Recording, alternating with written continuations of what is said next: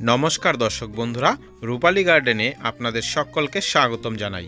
আমি কৃষ্ণ বিশ্বাস। আজকের ভিডিওতে আপনাদের সামনে তুলে ধরব মার্চ মাসে ড্রাগন গাছের সম্পূর্ণ পরিচর্যা বিষয়ে।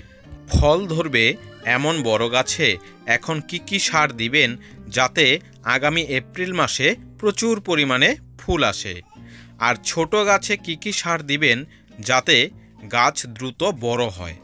এছাড়াও এই সময় ড্রাগন গাছের সঠিক কোন ডালগুলিকে ছাঁটাই করে ফেলবেন, সমস্ত কিছু তুলে ধরব আজকের এই ভিডিওটির মাধ্যমে। ভিডিওটি খুবই গুরুত্বপূর্ণ হতে চলেছে, তাই ধৈর্য সহকারে সম্পূর্ণ অবশ্যই দেখবেন। পাশাপাশি আমার চ্যানেলটিকে এখনও পর্যন্ত সাবস্ক্রাইব করা না থাকলে অবশ্যই সাবস্ক্রাইব করে পাশে থাকা বেল বাটনটি ক্লিক করে রাখবেন, যাতে করে সময় মতো সমস্ত রকম ভিডিও আপনাদের কাছে পৌঁছে দিতে পারি। প্রথমেই এই যে আমার এই ফলের ক্যারেটে যে ড্রাগন গাছগুলোকে লাগানো আছে, এগুলিকে খেয়াল করুন কত সুন্দরভাবে কচি শাখা বের হয়েছে এবং সেগুলো খুব সুন্দরভাবে বৃদ্ধি পাচ্ছে। এইগুলি এত সুন্দরভাবে বৃদ্ধি পাওয়ার পিছনে মূল কারণ হচ্ছে 1 মাস আগে এই প্রতিটি গাছের গোড়ায় মিশ্র সার প্রয়োগ করা হয়েছে। মিশ্র সারে কত রকমের কি সার ব্যবহার করা হয়েছে সমস্ত কিছু পেয়ে যাবেন ওই আমার আগের ভিডিওটিতে। তাই এখনও আপনারা যারা ড্রাগন গাছে মিশ্র সার প্রয়োগ করেননি, আপনারা সেই ভিডিওটিকে দেখে অবশ্যই অতি শীঘ্রই ড্রাগন গাছে মিশ্র সার প্রয়োগ করুন। দর্শক বন্ধুরা, আপনারা হয়তো খেয়াল করেছেন জলের ড্রামের মধ্যে আমি যেই ড্রাগন গাছগুলিকে লাগিয়েছি এগুলির উচ্চতা অনেকটাই কম করেছি। এর পিছনে কারণ হলো এই ছোট ছোট ড্রামের মধ্যে ড্রাগন গাছ লাগানোর পর এগুলিকে যদি অনেকটা উঁচুতে নিয়ে মাচা তৈরি করি তাহলে ড্রাম সহকারে গাছগুলো পড়ে যাবে। তাই এগুলিকে উচ্চতা কম রেখে আমি মাচা তৈরি করব, যাতে গাছগুলো পরবর্তীতে হাওয়া বাতাসে হেলে পড়ে না যায়। আপনাদেরকেও আমি একটি বিষয়ে সাজেস্ট করব, আপনারা যদি ফলের ক্যারেটে অথবা জলের ড্রামে ড্রাগন গাছ রোপণ করে থাকেন, সেক্ষেত্রে আপনারা গাছের উচ্চতা কম রেখে মাচা তৈরি করবেন। আমার এই টবটিকে খেয়াল করুন বন্ধুরা, এটির উচ্চতা 5 ফিট রাখা হয়েছে। 5 ফিট উচ্চতায় রাখার পর আমার মনে হচ্ছে যদি কখনো ঝড়ো হাওয়া আসে তখন এই গাছটি বালতি সহ পড়ে যেতে পারে, তখন হয়তো অনেক ডালপালার ক্ষতি হতে পারে। তাই আপনাদেরকে বলবো টবের ক্ষেত্রে ড্রাগন গাছের উচ্চতা 4 ফিট রাখলে সবচেয়ে ভালো হয়। এইখানে খেয়াল করুন বন্ধুরা, এই ডালটিতে 4টি নতুন কুশি একই জায়গা থেকে বের হয়েছে। এভাবে যদি নতুন কুশি একসাথে একই জায়গা থেকে বের হয় তাহলে সমস্ত কুশি কিন্তু বড় হবে না। তখন আপনারা খেয়াল করবেন কোনো কুশি 4-5 ইঞ্চি হওয়ার পর থেমে যাচ্ছে, আবার বাকিগুলোও খুব একটা লম্বা হবে না, হয়তো 1-1.5 ফিটের মতো হবে। তাই আমরা যখনই এই রকম কুশি খেয়াল করব সেখান থেকে 2টো কুশি কেটে বাদ দিব। কোন 2টো কুশি কেটে বাদ দিব? আপনারা খেয়াল করবেন যে 2টো কুশি দেখে মনে হচ্ছে এগুলি বাড়বে না, সেগুলি কেটে বাদ দিয়ে দিবেন। তাহলে দেখবেন বাকি যেই কুশিগুলোকে রাখা হয়েছে সেগুলি খুব সুন্দরভাবে বড় হচ্ছে এবং অনেকটাই লম্বা হবে। আমার এই ড্রাগন গাছটির বয়স 7 থেকে 8 মাস হবে। এটি ফল দেওয়ার জন্য একদম প্রস্তুত। পাশের এই গাছটিকে খেয়াল করুন, ডালগুলি কত মোটা এবং হেলদি হয়েছে। আশা করি আমার সমস্ত রকম ড্রাগন গাছ দেখে আপনারা বুঝতে পারছেন এগুলিকে সঠিকভাবে পরিচর্যা করা হয়েছে। এই যে ড্রাগন গাছের গোড়ায় এত সার প্রয়োগ করা হয়েছিল সেই সারগুলো এখন শুকিয়ে যাচ্ছে, কারণ এখন শুষ্ক আবহাওয়ার দিন চলে এসেছে।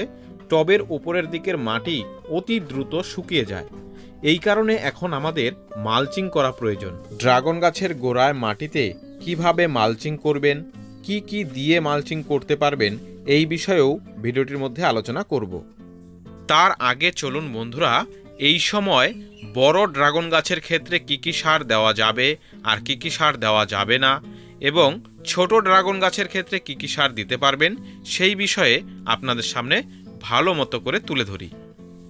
প্রথমেই বলে রাখি, যেই সমস্ত ড্রাগন গাছে আগামী এপ্রিল মাস থেকে ফুল ফল আসার সম্ভাবনা রয়েছে বা এর আগে আপনারা ড্রাগন গাছে ফুল ফল পেয়েছেন, সেই সমস্ত গাছে এই মার্চ মাসে কোনো প্রকার নাইট্রোজেনযুক্ত সার দেওয়া চলবে না।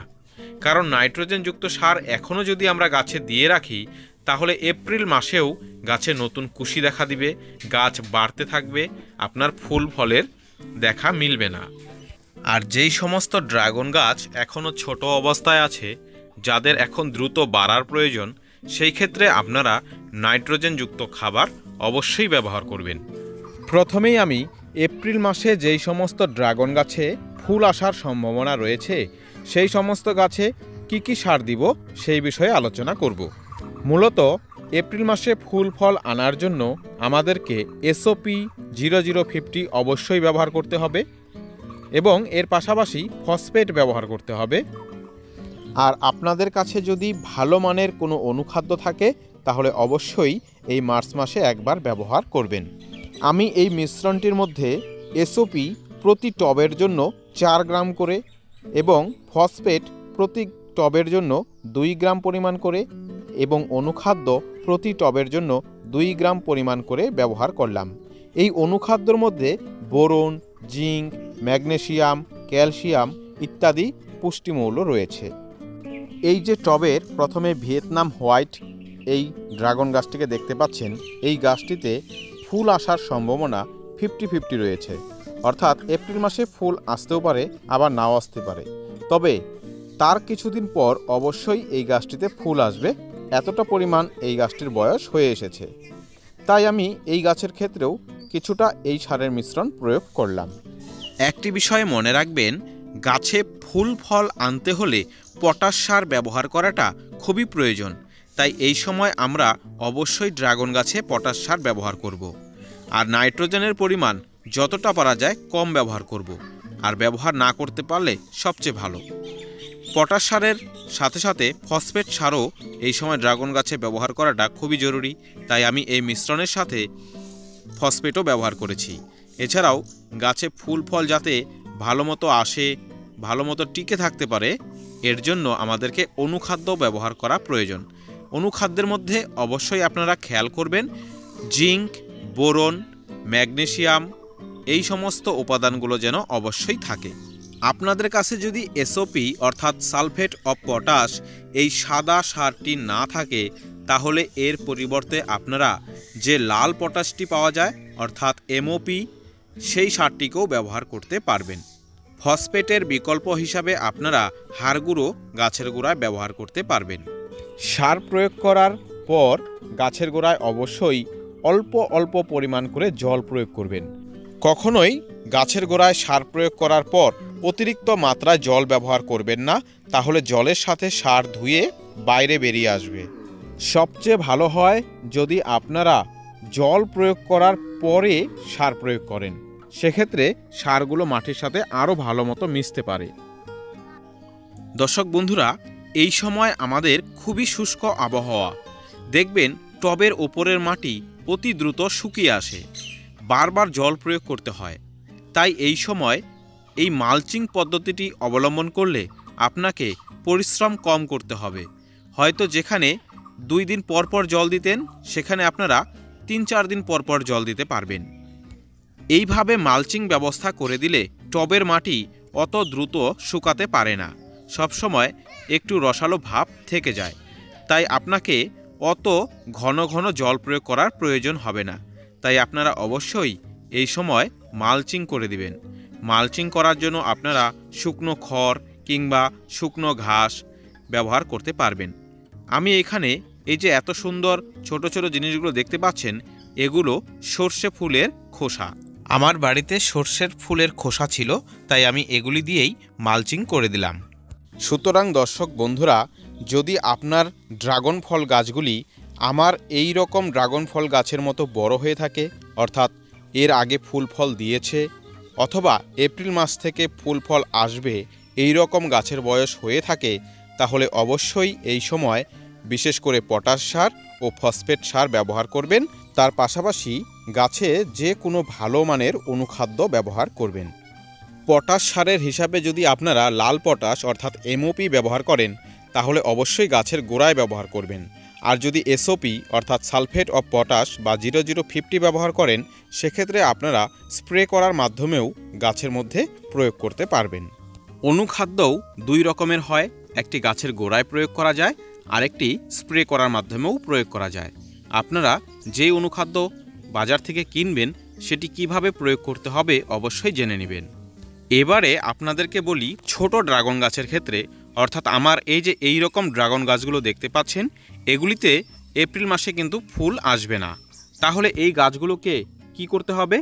এগুলিকে নাইট্রোজেনযুক্ত খাবার ও পাশাপাশি অন্যান্য খাবারগুলোও প্রয়োগ করে যেতে হবে, যাতে করে গাছগুলো আরও দ্রুত তাড়াতাড়ি বাড়তে পারে।